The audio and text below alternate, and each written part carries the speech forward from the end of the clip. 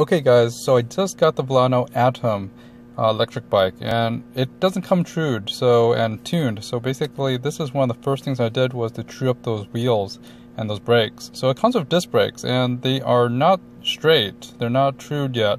You have to basically do a few things first. First you want to tighten all the bolts that keep that the rotor on, the brake.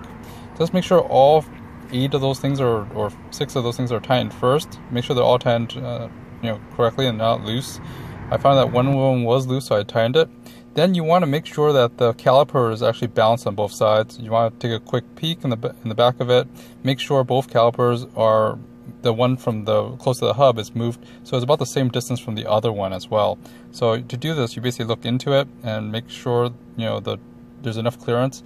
And it helps actually put a light underneath it to see how far each of them are equidistant to it. Now, I basically did it by hand, but to true it, I suggest you put a glove on because some of these things are sharp. So what I did was I just rotated it until I hear it touch one of the calipers and find out which way it's bending.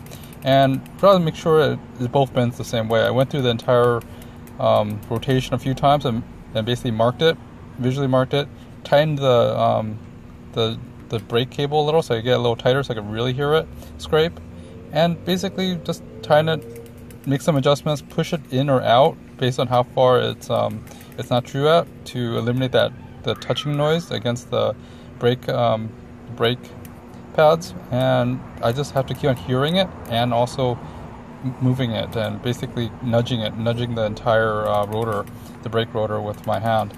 Now, like I said, again, these things are sharp. You should put some gloves on. I just did it, at night because I want to take it out for a ride, the next day, the next morning. So I basically did it by hand and just did it, very, very, well, this is not very precise. You should probably use one of those tools that they sell. But using it by hand, it's a new rotor, so you can actually just use it by hand and just slowly tighten it and get more fine tuning. And that's how you really true that the rotor up. It's actually pretty okay metal. It's not really that hard to true. I think this is because the rotor is relatively inexpensive. So after I worked on the back end, then I worked on the front end. Same thing. Basically rotate a few times, hear where it touches, put a little pressure to whether it's in or out. And of course this side is already, I checked the bolts as well as the calibration of the caliper already for equidistance.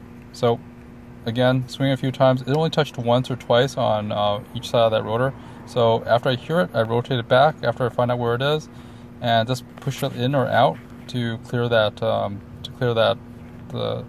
to make it true, to make it completely true, instead of having it rub against the calipers.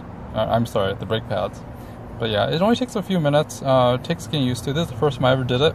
I went online and saw other people do it, and like Park Tools video was actually pretty darn good, but they had to use the tools and stuff. I just figured same concept, just gotta make sure everything's tight, everything's aligned, my quick releases are aligned, the tire's aligned, and just quickly true it. I know everything else is true, the wheel's true, the hub is true, and just the rotors need to be trued a little. So a little bend here, a little bit of pressure, not a lot, just enough to make it so it clears that way.